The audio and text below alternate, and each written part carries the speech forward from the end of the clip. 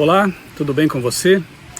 Estamos aqui no IAP, Instituto Adventista Paranaense, perto de Maringá. Nós temos aqui um curso de teologia, entre outros cursos, e nestes últimos dias estamos participando aqui de um simpósio bíblico-teológico organizado pela Divisão Sul-Americana da Igreja Adventista.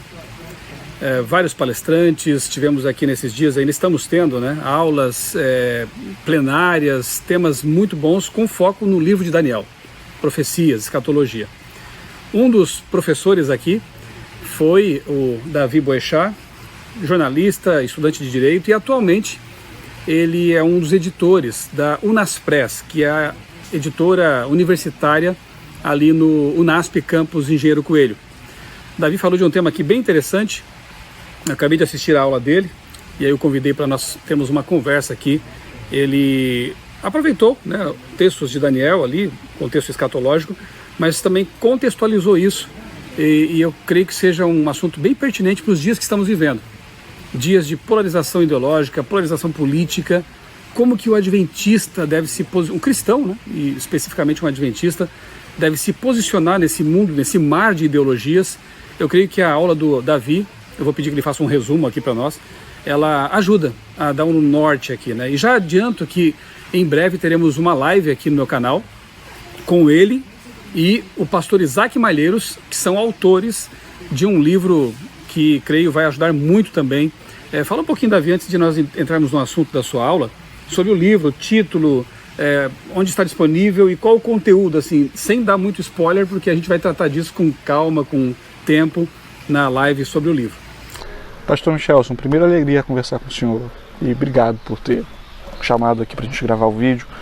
O Pela Estrada da Liberdade é um livro que se propõe a lidar com a história cristã no combate de forma muito específica ao problema da escravidão do século XIX, século XVIII, e sobretudo com o problema atual do racismo.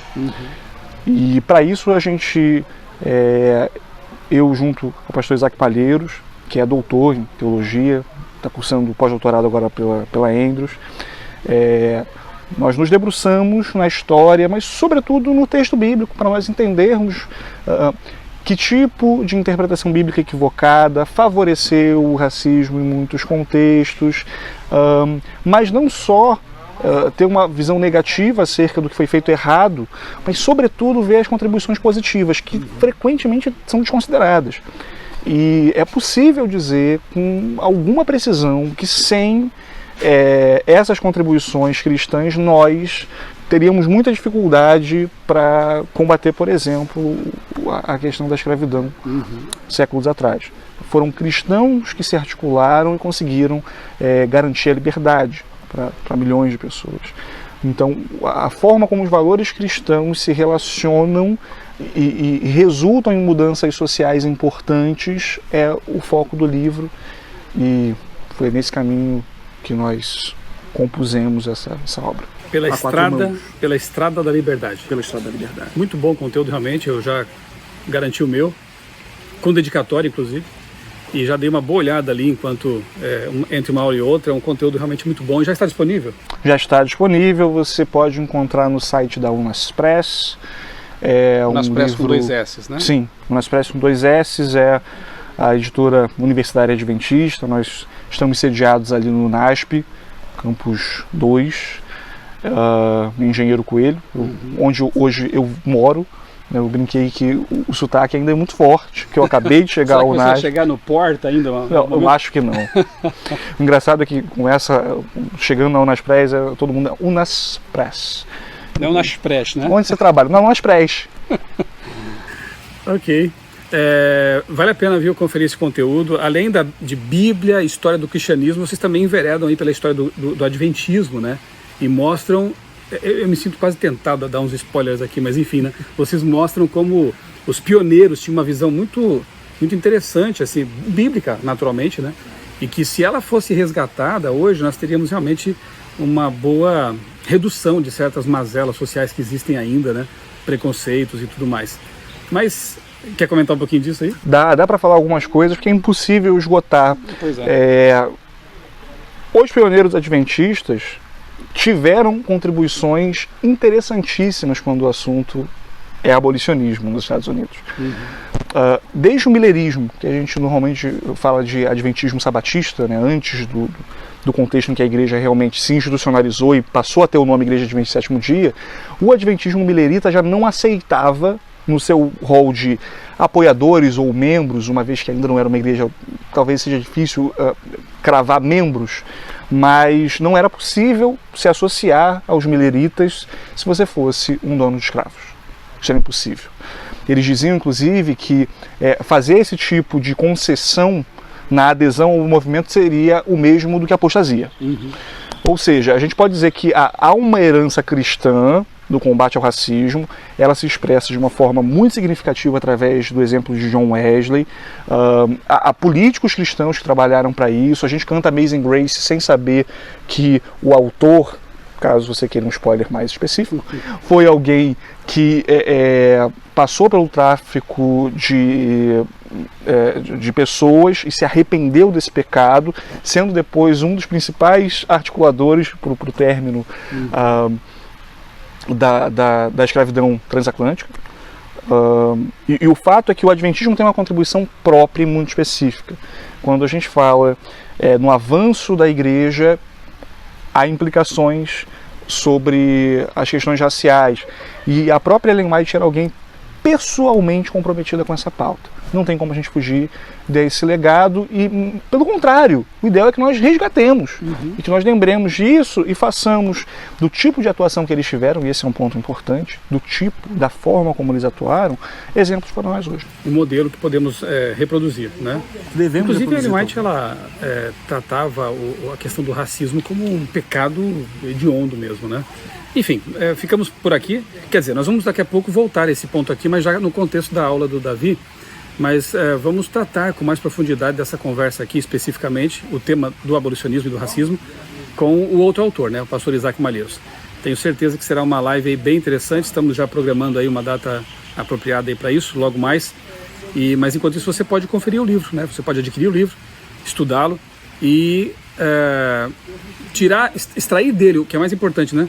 Conceitos e padrões e modelos de comportamento para hoje viver sem a necessidade de abraçar pautas que são estranhas ao cristianismo. E que eu vou parar por aqui porque a gente vai entrar nessa questão aqui na conversa sobre a aula do Davi, né?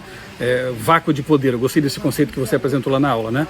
E por causa de alguns vácuos é que certas ideologias têm entrado e trazido algo que é legítimo, mas também a reboque muita coisa que não é bíblica, não convém a um cristão. Davi, qual o título da sua aula?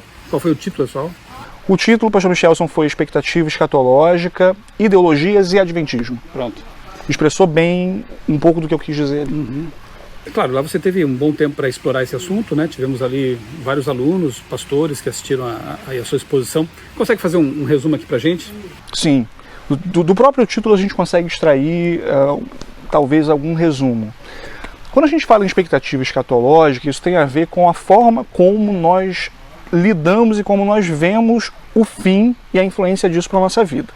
Então, o que seria uma expectativa escatológica para o adventismo que, como movimento, surge do ensino da escatologia? Perceba que quando nós falamos nas grandes denominações, você tem no nome delas um pouco das suas crenças. Você pensa, por exemplo, na Igreja Batista, você tem a noção do batismo por imersão. Você pensa na Igreja Presbiteriana, é o modelo de governo. Mas e o Adventismo? O Adventismo carrega no nome as suas crenças principais e as distintivas. Isso significa o tamanho da importância que nós damos à volta de Jesus.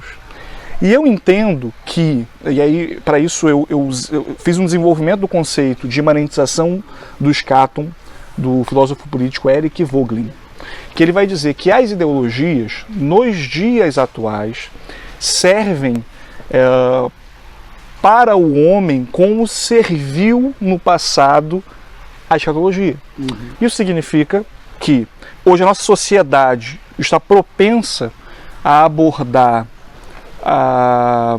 as ideologias do nosso tempo como alternativas para esse espaço no coração que fica aberto quando a gente não tem uma esperança de que um Deus que intervém na história resolverá os problemas. E é por isso que o texto de Daniel 2 foi tão importante na apresentação. Que o texto de Daniel 2, versos 44 e 45, mostram que a história humana e a história dos poderes humanos e das guerras e do derramamento de sangue, ela não se resolve por um tipo de reino cristão que se impõe, como acredita o restauracionismo, teologia do domínio. A teologia do domínio, que também é uma outra vertente. E ela também não se resolve por um tipo de justiça social completa, como propõe a teologia da libertação ou algumas correntes um pouco mais radicais da teologia da missão integral. De onde vem essa solução para os problemas humanos mais profundos? Vem de uma pedra que desce, cortada sem auxílio de mãos humanas. Que implicações isso tem para a vida? E às vezes a gente fica pensando na escatologia, e é por isso que é importante a gente conseguir enxergar a escatologia como sendo algo que não serve para cobrir curiosidade. A escatologia, como a palavra de Deus, e como parte da palavra de Deus, ou como parte da doutrina cristã, ela tem propósito de transformação no coração, para nos tornar mais próximos de Deus. Não é um jornal sensacionalista, né, para que você... Tem um amigo meu, médico, muito querido, que fala que é a roda, né? Então você tem uma teoria conspiratória agora, ela é superada, mas a roda tem que mover, tem que continuar, né? A sensação, a adrenalina da coisa. E aí vem outra. Não, a escatologia não tem esse propósito, né? Ela não é um jornal banhado em sensacionalismo, ela tem um propósito muito mais amplo, né? O que você está expondo aqui, eu acho interessante. E quando esse propósito ele é negligenciado, abre-se realmente uma porta, uma brecha, para que essas ideias estranhas, elas acabem tentando, mas não conseguem, né? Tentando preencher aquela necessidade de uma esperança real. Exato. É da natureza humana a gente precisar de uma resposta para essa teodiceia. O problema do mal está aí. Existe doença, existe morte. Isso tudo é uma quebra do que foi proposto na criação. Então nós vivemos numa realidade que não foi a proposta por Deus. Portanto, há esse espaço, Eclesiastes vai colocar isso muito bem, né? Que fica no coração, um espaço que está ali, e que só pode ser preenchido por eternidade. É bíblico, né? Salomão mesmo escreveu que Deus colocou no coração do homem o anseio pela eternidade. Exato. Nada que não seja eterno vai preencher esse... Eu sei que é um chavão, né? Mas enfim, vai preencher esse vazio no coração. Mas de fato, é isso, né? E a gente não pode, a gente não consegue lidar com a vida como Vinícius de Moraes dizendo, né? Que seja eterno enquanto dure. Não é o que seja eterno enquanto dure. A gente tem uma expectativa de resolução final, definitiva do problema do mal. E o texto, o que me chama a atenção desses dois versos é o fragmento que vai dizer, sem o auxílio de mãos humanas. Porque essa pedra, ela não vem por uma ação nossa. Isso talvez tenha até implicações para a forma como nós vemos a missão se cumprir. A missão é nossa, mas ela é sobretudo de Deus. Nós somos... Ele nos envolve na missão. Ele nos envolve na missão, que a missão é dele. E o fim vai vir. A solução para o problema final de todas as coisas vai vir. Até lá, a gente faz como os pioneiros. A gente se envolve com as causas sociais do nosso tempo? Sim. A gente faz o melhor? A gente torna o mundo melhor? Sim. Porque ainda que ele esteja corrompido, ele continua sendo criação de Deus. O jardim está aí meio depenado. Mas ele continua sendo o jardim de Deus. Então a gente se envolve com as causas, sim. Mas aí, Davi, não por questões ideológicas, né? Por misericórdia, porque é próprio do cristão convertido amar o semelhante, né? Amar o diferente também, né? E querer levar a esperança real para essa pessoa. Faz parte do convertido, né? Da matriz do convertido, ser uma pessoa que aceita para mostrar ao amigo que o transformou, para que aquele que foi aceito também possa ser transformado, tem essa chance, essa oportunidade que você teve, né? Faz parte do cristão verdadeiro, do comportamento dele, de mordomo da criação, cuidar da natureza, da terra. O dia semanal que a Bíblia propõe, né? É o sábado, né? Estabelece, já nos faz lembrar todo o tempo, toda semana disso, né? Que a criação foi dada de presente para nós, temos que cuidar dela. Enfim, não porque alguém nos disse isso, mas porque o livro, que é a nossa base, ele nos apresenta esse comportamento, esse modus operandi, né, de um cristão. Isso é tremendo. Isso pode modificar a nossa vida. inclusive como a gente vê as pautas sociais. Então, voltando à questão da imanentização da escatologia, a postura mais sábia que a gente pode ter é a de reavivar a nossa esperança escatológica para que o nosso coração não seja dominado por aquilo que é falso. Fazendo isso, a gente vai conseguir sim lidar com as questões do nosso tempo, mas sobretudo a gente vai conseguir entender que a solução final vem do Senhor, e uma das soluções para isso é de que a gente já não fica mais tão propenso a essas ideologias que se propõem a tapar o buraco. Mas aí eu acho que é uma provocação que a gente precisa trazer, vem no seguinte sentido: se nós somos crentes e cremos nessa mensagem, por que tantos de nós têm deixado o coração franqueado para que as ideologias e os ideólogos façam morada? De todos os lados, de ambos os lados do espectro, inclusive passando pelos tons do meio, né? A gente está num período pré-eleitoral e a gente já tem visto a violência. Isso é capaz de trazer N problemas para a igreja, para o cumprimento da missão, para a harmonia da igreja. E talvez a grande questão não esteja só de uma leitura mais profunda de cosmovisão cristã, sabe, em bons livros. Isso tudo tem papel. Nós dois sabemos o valor que isso tem e levamos isso muito a sério. Mas por que não nós pensarmos em reavivar a nossa esperança escatológica? Será que a solução para a gente que tem o coração hoje tão aberto, tão propenso, gente que está tão aberta, tão disponível para as ideologias, será que, mesmo que sem todo esse approach intelectual, será que se essas pessoas relembrassem das razões da sua esperança, talvez o problema não fosse minimamente mitigado? Minimamente mitigado. Eu acho que sim, porque quando a gente lembra dessa esperança de cima, as esperanças de baixo vão sendo colocadas no seu devido lugar. Por quê? A gente não pode colocar as esperanças e as aspirações mais altas da nossa existência no político de ocasião, no partido ou na ideologia que está aparecendo. Esse espaço pertence a Deus, e quando a gente desloca esse transcendente para o imanente, o que a gente está promovendo é decepção para o coração. Eu recomendo até um livro, lembrei agora, Ilusões Políticas. Sim. Cujo autor diz assim, estou tentando lembrar o nome dele agora, um nome diferente. Editora Vida Nova. Acho que é isso, Capa Amarela, né? Capa Amarela. Um livro muito bom, e ele coloca assim que... David Coisas. David Coisas, obrigado.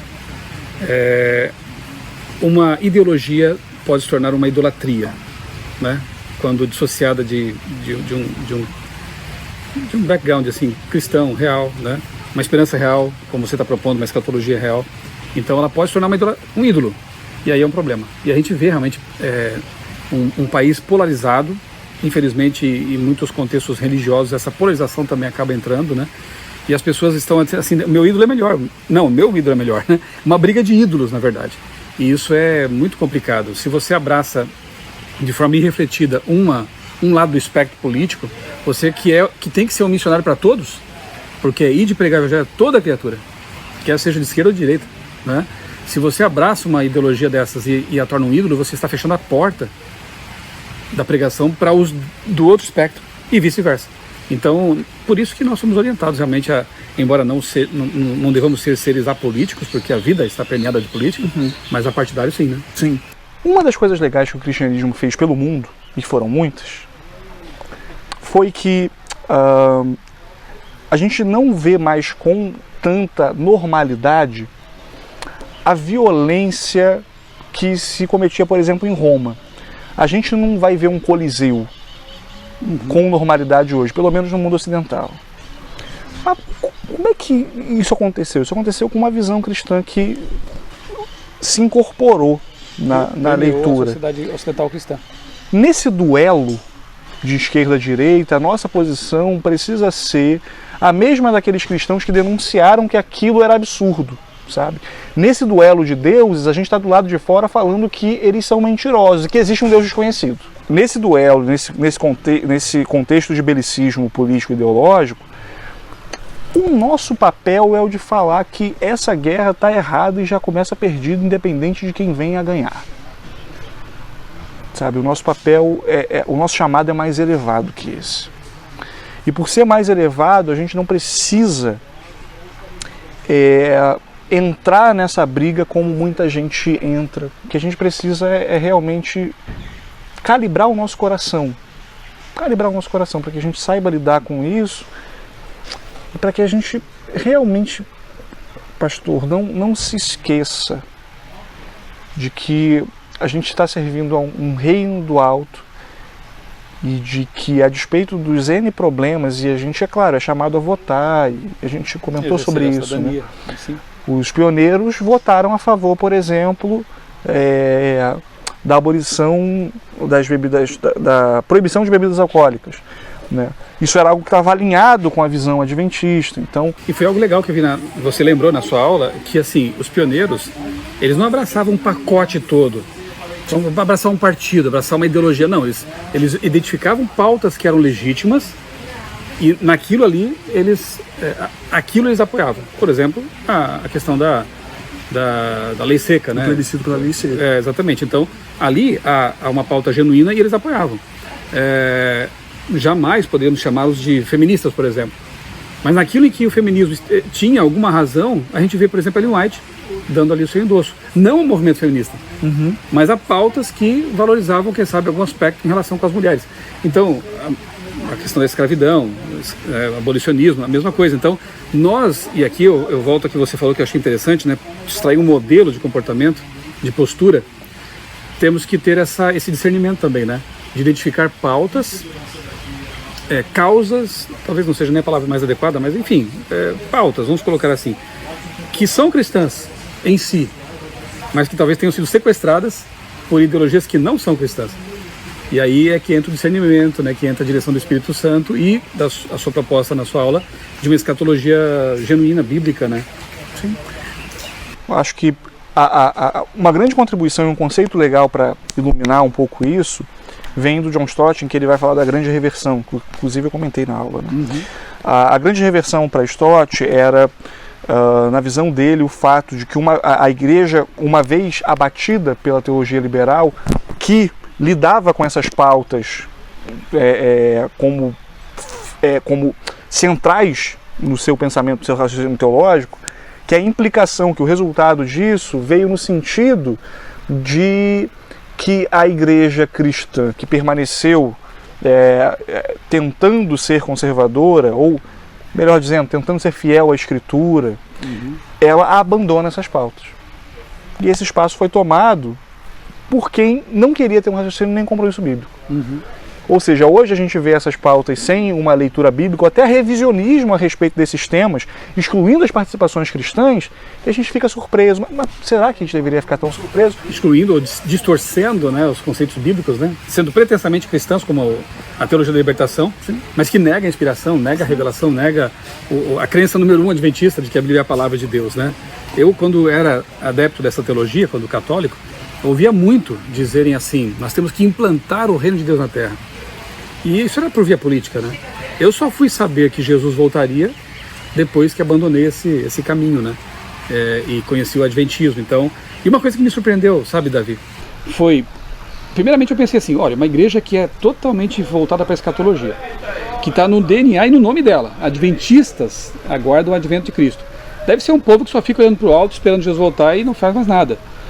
Que surpresa eu tive quando eu descobri que existe uma ADRA, uma tal de ADRA, que é uma agência que está, sempre que há uma crise, algum problema grave, né, ela está lá, é uma das primeiras a chegar. Me surpreendi quando vi que essa igreja tinha hospitais, clínicas, escolas, que estimulam os jovens a, enquanto aguardam Jesus voltar, ter uma profissão, ter uma carreira, ter uma atuação na sociedade. Eu fiquei maravilhado. Editoras, né? Trabalhando. Claro que nem tudo é perfeito, obviamente, seres humanos são imperfeitos, mas assim, é uma igreja que, ao passo que está aguardando Maranata, né, a volta de Cristo, ela também se preocupa. Poderia se preocupar mais? Poderia, eu creio que sim, né? Mas talvez isso passe por um resgate dessa história, desse exemplo dos pioneiros mesmo, né? Como vocês fizeram, por exemplo, com o livro que acabaram de lançar. Isso é mordomia. Mordomia. Isso é mordomia. Há algumas, você até mencionou na sua aula também, assim, por exemplo, né, vamos pensar nas pautas da direita, né? Óbvio que nós temos que trabalhar pela preservação dos valores, da família, né? Do casamento bíblico, enfim, né? Cada um decide o que quer fazer da sua vida, mas nós temos que orientar, temos que né, mostrar o que a Bíblia ensina. À esquerda também temos ali pautas genuínas, né? Ideologias e teologias que nascem de problemas reais, anseios genuínos, vamos repetir aqui, né? Racismo, o sexismo, a degradação da natureza, do meio ambiente, enfim, né? Aí como é que a gente faz esse equilíbrio, né? Boas coisas daqui, boas coisas dali, e nós cristãos, no meio de tudo isso, tenta relembrar ali alguns aspectos que você citou para nós na aula. Pastor, eu diria que nós precisamos de melhor formação em relação a isso. Nós precisamos, e aí no contexto adventista, isso é ainda mais urgente. A gente precisa de quem queira ocupar esse espaço para trazer boas propostas numa leitura cristã. A postura mais fácil para a gente lidar com esses temas é a gente importar a visão que o mundo já tem. Só que ela não tem nada de diferente. Ela não tem nenhuma contribuição a dar que cause uma transformação genuína. A gente pode lidar com eles buscando ter uma reflexão numa visão cristã. Mais do que simplesmente importar uma solução para o problema da pobreza de ideologia X ou Y, a gente precisa resgatar isso numa leitura cristã. E isso é capaz de causar transformações? Absolutamente. Então, o nosso caminho deve ser o de construir cosmovisão cristã numa perspectiva, talvez adventista, por que não dizer, considerando aspectos que são distintivos da nossa fé. Eu diria que o professor Carlos Flávio Teixeira tem feito bem isso. Há bons livros dele, a gente pode mencionar o Verdade, que é publicado inclusive pela Unaspres, e outros textos que precisam ser escritos. Isso não posso deixar de mencionar o livro do Felipe Amorim, que acabou de sair, lida muito bem com essas questões. A gente esteve com ele, almoçou, nós três almoçamos. Eu fiz uma live também com ele sobre isso. Que pode ser buscada, um material que auxilia muito e vem uma perspectiva adventista, numa grande editora. Não foi ensaiado aqui. Thomas Nelson, né? Um livro sobre cosmovisão de um autor adventista. Então já temos 3 livros sugeridos. Já é um ponto de partida. Já é um ponto de partida, tem leitura para algumas semanas aí. Então nós precisamos de mais gente pensando sobre por quê. A gente precisa sempre resgatar a ideia. Normalmente as pessoas costumam divorciar a prática dos conceitos. Né? É a ideia da ortodoxia e da ortopraxia. Mas a gente tem ligações entre essas questões, elas não são compartilhamentos estanques. A gente pratica muito daquilo que a gente pensa. E aí a gente pode incluir também a ortopatia, que é a gente pensar com os sentimentos corretos. Muitas vezes a gente adere a ideologias e age com outros que pensam diferentes de nós, até buscando alguma ortodoxia, mas com um pensamento doentio. O pensamento precisa de mudança, de transformação. Extremamente belicoso, enfim. Eu acho que há um campo ainda muito grande para ser estudado e para ser também apoiado, né? Que iniciativas como essa, que se propõem a trazer uma reflexão de ética a partir de uma perspectiva cristã, sejam referenciais para quem está pensando e está com o coração propenso a encontrar algo maior para fazer. Né? Por que não pensar que existem jovens que vão fazer coisas grandes no terceiro setor, que vão vir da igreja adventista, né? E que talvez precisem daquele start do como pensar corretamente sobre as coisas para fazer o que é certo também. Certo. Ellen White mesmo incentiva, né? Se você tem sonhos, né, elevados de ocupar, quem sabe até assembleias legislativas, né? Sonhe com Deus nesse sentido para fazer uma diferença nessa sociedade, enquanto cumpre a missão maior, né? De qualquer forma, temos que entender assim que tanto a direita lá, a teologia do domínio, né, quanto a esquerda, as teologias identitárias, enfim, todas elas são antibíblicas. E por isso nós temos que fugir disso, mas com medo de ser redundante aqui, mas acho que é importante, enfim, né, abraçar aquilo que realmente é bíblico, genuíno, e trabalhar com isso, né, sempre. Bom, Davi, acho que é isso, né? Vamos deixar um pouco também para a nossa próxima live aí, né? Para tratar do livro. Rendeu bastante, ainda tem muito assunto. É um assunto que não se esgota aqui, né? Quem sabe serve aí de um start para reflexões, né? Mais mais aprofundadas, um ano delicado, realmente estamos vivendo, e mais do que nunca precisamos realmente de uma cosmovisão cristã bem estabelecida, né? Para pensar o mundo cristãmente, né? Só para fechar assim, né? Você citou o Eric Voegelin, né? A ponte que você fez entre ele e Daniel, assim, que eu achei interessante. Resumindo assim, em pouquíssimas palavras. Voegelin comenta da imanentização do escátum. Então, o escátum deixa de ser algo que a gente imagina para o futuro, ou para a transcendência, ou para algo que Deus resolve. E aí a gente precisa tomar ter muita atenção ao texto de Daniel. Porque o que Voegelin vai dizer é que se o escatom se imanentiza, a nossa esperança passa a ser, sobretudo, na capacidade humana de resolver o problema. Mas o que Daniel 2, 44, 45 mostra pra gente? 100 mãos humanas. 100 mãos humanas. A pedra que vem, simbolicamente, é claro, para resolver a história da humanidade e a história dos poderes da humanidade. Para resolver o problema maior, que é o pecado. E definitivamente. Exatamente. Como é que essa pedra vem? Os problemas que vêm depois são derivações, né? A raiz é o pecado. E tem muita gente que esquece disso, né? A pedra vem do céu. A pedra vem do céu. E ela resolve os problemas. E o que é engraçado é, para Voegelin, a imanentização tem a ver com atribuir ao Estado a solução de todos os problemas. O que Daniel está sugerindo é que a solução dos problemas não vem do Estado. Porque a pedra vem sem auxílio de mãos humanas e destrói esses poderes que representam o decorrer da história humana.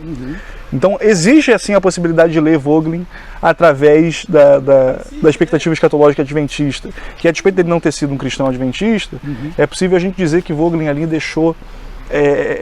trilhou um caminho para que nós pensássemos acerca desses assuntos a partir de uma perspectiva cristã adventista. Interessante. E eu acho que isso importa para nós. Você vê que a filosofia política, que é algo que normalmente a gente... esse negócio aí, adventista, uma vez, tinha político, partidário, pode ter contribuições preciosas para a forma como nós vemos a nossa escatologia. Só de a gente conseguir ter uma leitura a respeito desse tema, que não seja de acreditar que a ideologia X ou Y que está em conflito e duelando com a outra vai resolver. Não, a gente nem entra nessa briga, porque a gente vai falar, olha, vocês dois estão brigando, mas vocês só fazem parte daquilo que, quando a pedra vier, acabou. E ela é a nossa esperança. A pedra que cai e ela se expande por toda a terra, que se torna o reino eterno. Os reinos deste mundo se tornarão do nosso Senhor. É isso. E o nosso esforço de defender partido X ou Y fica bem menor depois disso. Claro, a gente acabou de recomendar um monte de livro e falar sobre ética cristã, mas se há algo fundamental que não pode ser esquecido, é nós lembrarmos que a pedra é a nossa esperança. Vote na pedra. Vote na pedra, ela não vai te decepcionar. Essa tem meu voto. Davi, muito obrigado, tá? Por aceitar o convite aí, né? Obrigado. E que Deus abençoe grandemente aí a nova etapa aí na sua vida, né? Na sua carreira, como editor da Unaspress, que boas obras venham dali e alimentem, né, essa geração que precisa tanto de orientação.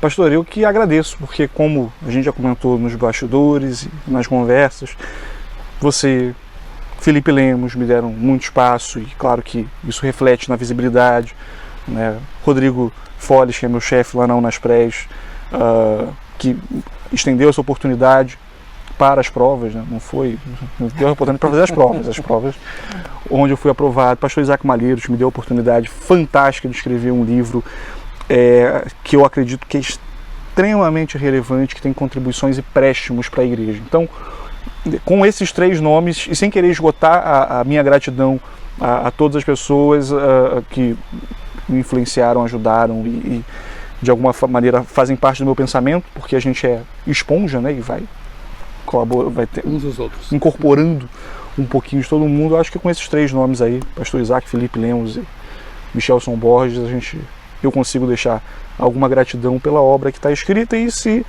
você ler, saiba que tem um pouquinho assim da contribuição deles, ainda que as mãos não estejam no livro. Obrigado, Davi. Deus te abençoe muito.